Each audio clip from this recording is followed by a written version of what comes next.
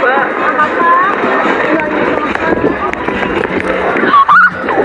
kamu kenapa? Aduh, gimana nih? Habis ini bakal ulangan IPA. Aku belum belajar sama sekali. Emang materi apa aja yang belum kamu pelajari? Semuanya. Getaran, gelombang, bunyi, cahaya, bahkan alat optik belum. What? Tapi, tenang aja. Kan ada kelompok 4. Kelompok 4? Siapa aja itu orangnya? Yuk masuk. Jadi, kelompok 4, kelas 8A, Kampus dan Jakarta akan menjelaskan materi tentang gelombang, getaran, cahaya, alat optik. Simak videonya baik-baik ya. Tunggu dulu. Tak kenal kan maka tak sayang. Perkenalan dulu yuk. Halo semuanya, perkenalkan nama saya Ale Mugbita Edwi. Perkenalkan nama saya Dena Putri Dewi, absen 12. Saya Nadine Felicia, absen 25. Saya Naira Alicia Minata, absen 27. Saya Akbar Mahmudi, absen 2. Saya Revanatan Syah Ramadan, absen 30. Simak videonya baik-baik ya. Semuanya, saya Akbar akan menjelaskan tentang getaran. Yang pertama, pengertian getaran. Getaran adalah gerak bolak-balik suatu benda secara teratur yang melalui titik kesetimbangan. Gerak bandul dari titik A ke titik B ke titik C ke titik B ke titik A disebut satu getaran penuh. Adapun gerak dari titik A ke titik B ke titik C yang disebut setengah getaran. Benda yang bergetar memiliki simpangan-simpangan. Simpangan adalah jarak terdekat yang ditempuh benda. Simpangan terjauh ketika bandul bergetar dinamakan amplitudo. Amplitudo disimbolkan dengan A yang memiliki satuan meter. 2. Gerak getaran pada bandul. Titik B disebut titik kesetimbangan. A ke B sama dengan 1/4 getaran. A ke B ke C sama dengan 1/2 getaran. Dari titik A ke titik B ke titik C ke titik B sama dengan 3/4 getaran. Dari titik A ke titik B ke titik C ke titik B ke titik A sama dengan 1 getaran. Contoh getaran. Berikut beberapa contoh getaran yang sering kita jumpai dalam kehidupan sehari-hari. Yang pertama itu senar gitar yang dipetik, ayunan anak-anak yang sedang dimainkan, bandul jam dinding yang sedang bergoyang, mistar plastik yang dijepit, dan pegas yang diberi beban. Rumus getaran periode. Periode getaran dilambangkan dengan T besar. Periode adalah waktu yang dibutuhkan untuk menggunakan satu getaran. Satuan untuk periode adalah sekon atau S. Rumus T sama dengan T/N. Besar sama dengan periode. T kecil sama dengan waktu atau sekon. N sama dengan banyaknya getaran. Semakin besar periode, maka frekuensi semakin besar juga. Rumus getaran atau frekuensi. Frekuensi getaran sama dengan F. Frekuensi adalah jumlah getaran terjadi dalam suatu sekon. Satuan frekuensi Hertz atau Hz. Rumus sama dengan F N/T. F sama dengan frekuensi atau Hertz sama dengan banyaknya getaran, T sama dengan waktu atau sekon. Tinggi frekuensi maka periode semakin kecil. Hubungan antara frekuensi dan periode adalah berbanding terbalik. F sama dengan 1/T, T sama dengan 1/F. F sama dengan frekuensi atau Hertz sama dengan periode atau sekon. Soal, selama 1/4 sekon, benda melakukan 5 getaran sempurna. Tentukan besar dan frekuensi getaran benda tersebut. T sama dengan 1/4 sekon sama dengan 5 getaran. Tanya, F sama dengan tanda tanya, N. T sama dengan tanda tanya 1. T sama dengan T/N dengan 1/4/5 dengan 1/20 dengan 0,05 sekon. Nomor 2, F sama dengan N/T dengan 5/1/4 dengan 5 kali 4 dengan 20 Hz. Jadi besar periode benda tersebut adalah 0,05 second. Besar frekuensinya adalah 20 Hz. Kalian kalau dengar kata gelombang kan langsung mikir kemana? Apakah langsung mikir kayak laut? Nah, bagi kalian yang masih belum terlalu paham tentang apa sih itu gelombang, jadi gelombang adalah getaran yang merambat dari suatu titik ke titik lainnya melalui suatu media atau ruang hampa. Getaran yang merambat mengantarkan energi dan bergerak dalam kecepatan tertentu. Kita sebenarnya sangat sering loh melihat gelombang. Gelombang dapat ditemukan pada media atau benda seperti permukaan air, bunyi, cahaya, hingga gempa. Gelombang dibagi menjadi dua jenis, yaitu gelombang transversal dan gelombang longitudinal. Gelombang transversal. Gelombang transversal adalah salah satu jenis gelombang yang geraknya mengarah berdasarkan arah getaran dan arah rambatnya. Sederhananya, bila energi yang merambat bergerak dari kiri ke kanan, maka gelombang turut bergerak naik turun searah energi, yakni dari arah kiri ke kanan. Contohnya adalah gelombang atau getaran yang muncul pada tali yang bergoyang. Yang kedua adalah gelombang longitudinal. Gelombang longitudinal adalah gelombang yang arah getarnya searah dengan arah rambatnya. Salah satu contohnya adalah gelombang bunyi. Rumus untuk menghitung cepat rambat gelombang adalah V sama dengan lambda dikali F atau V sama dengan lambda dibagi T. V adalah cepat rambat gelombang dengan satuan nasionalnya meter per second. Lambda adalah panjang gelombang tali dengan satuan nasionalnya meter. Dan T adalah periode dengan satuan nasionalnya second. Nah, ini ada contoh soal longitudinal. Perhatikan gelombang di bawah ini. Jika jarak AB sama dengan 24 meter, ditempuh dalam waktu 4 second, hitunglah A panjang gelombangnya, B kecepatan gelombang, dan C frekuensi gelombangnya. Sebelum kita mengerjakan soal tersebut, kita harus tahu dulu nih, gimana ya cara menentukan gelombang. Nah, cara menentukan satu gelombang dengan cara pusat rapat ke pusat rapatannya lagi.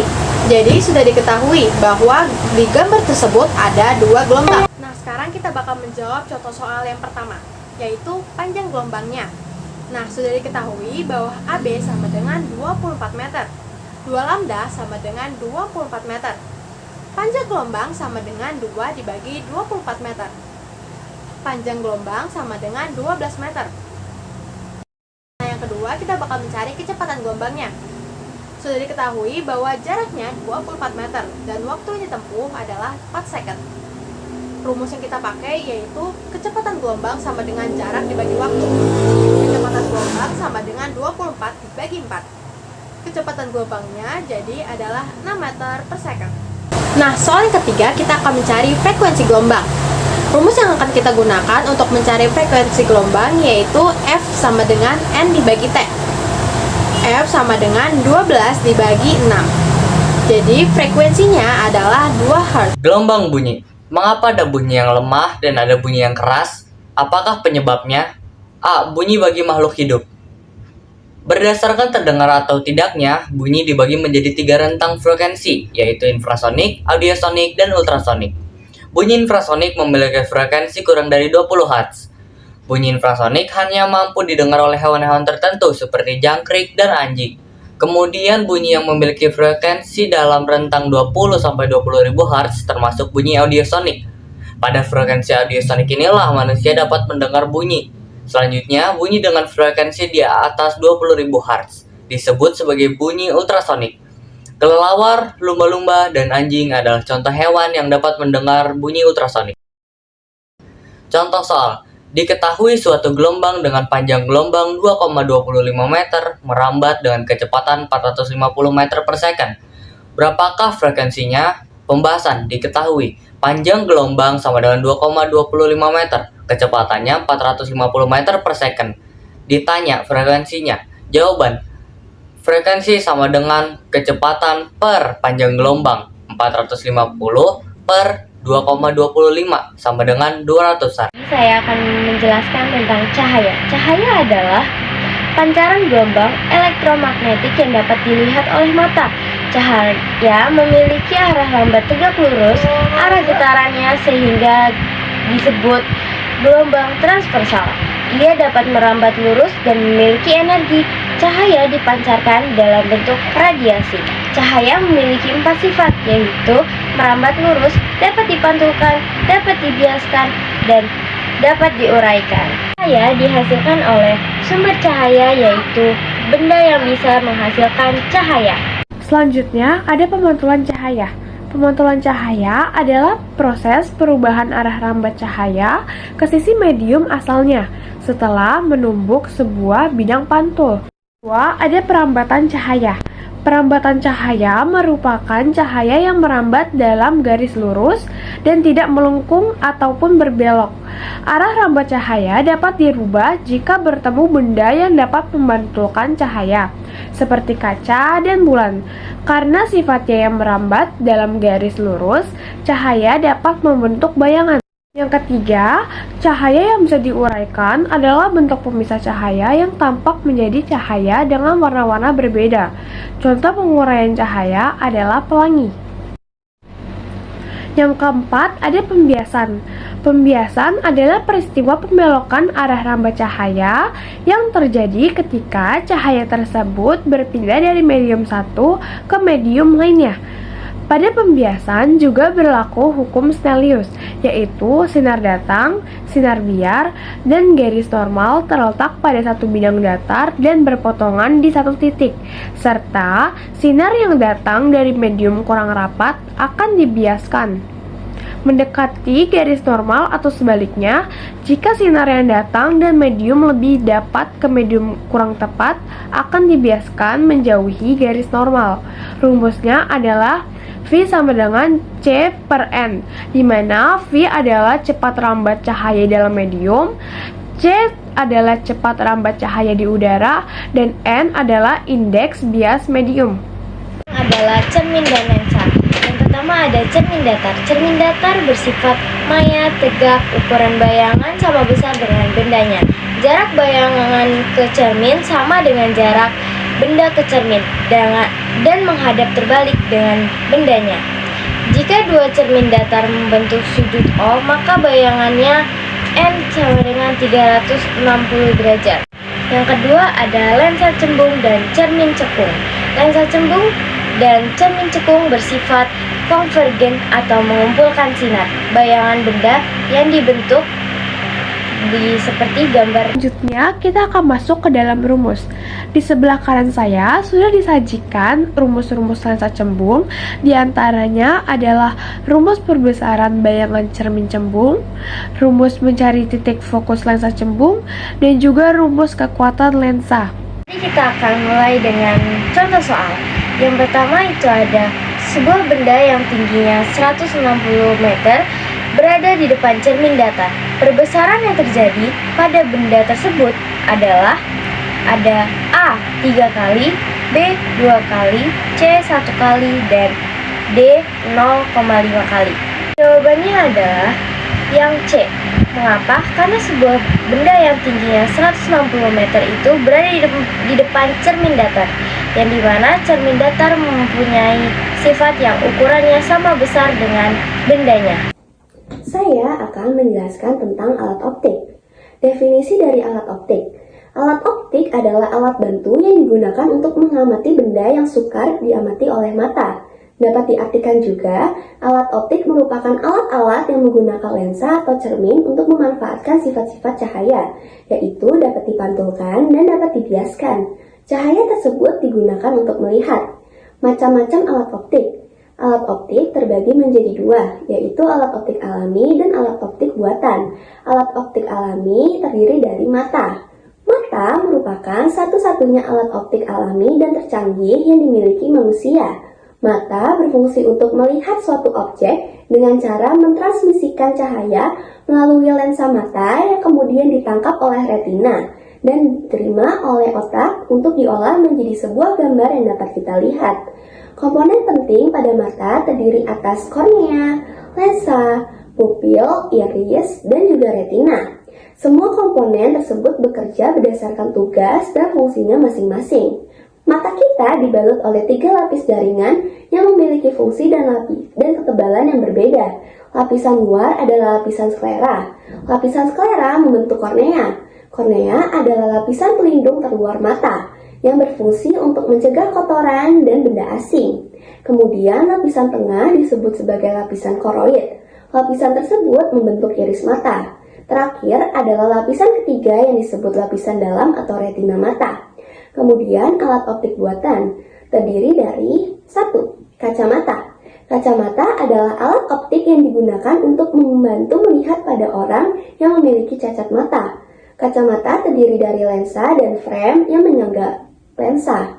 2. Kamera. Kamera merupakan alat untuk menghasilkan foto. Terdapat dua jenis kamera, yaitu kamera analog dan kamera digital. Ketiga adalah loop. Loop atau kaca pembesar hanya terdiri dari satu lensa positif dan berfungsi untuk memperbesar ukuran bayangan yang terbentuk di retina. Loop termasuk ke lensa cembung. Keempat adalah mikroskop. Mikroskop merupakan alat optik untuk melihat benda-benda kecil. Mikroskop terdiri dari dua lensa, yaitu lensa objektif dan lensa okuler. Kelima adalah periskop. Periskop adalah alat optik yang berfungsi untuk mengamati benda dalam jarak jauh atau berada dalam sudut tertentu. Bentuknya yaitu berupa tabung yang dilengkapi dengan cermin atau prisma pada ujung-ujungnya. Prisma akan memantulkan cahaya yang datar sejajar, kemudian diatur sehingga membentuk sudut 45 derajat. Periskop digunakan pada tank dan kapal selam. Keenam ada teropong. Teropong atau teleskop merupakan alat optik yang digunakan untuk melihat benda-benda yang sangat jauh. Terdapat dua jenis teropong, yaitu teropong bias. Contoh teropong bias yaitu teropong bintang dan teropong bumi. Kemudian ada teropong pantul. Contoh teropong pantul ada teropong Newtonia, teropong Cassegrain, dan teropong Gregorian. Yang ketujuh atau yang terakhir ada proyektor. Proyektor adalah sebuah perangkat optik yang memproyeksikan gambar pada sebuah permukaan datar, biasanya pada sebuah layar putih atau dinding putih.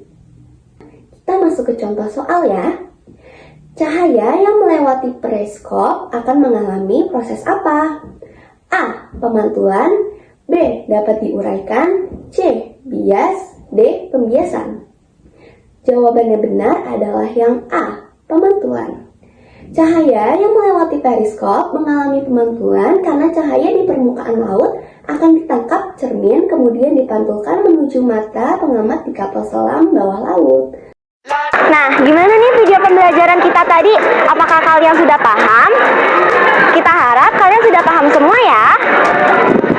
Sekian dari kelompok kami, mohon maaf bila ada kesalahan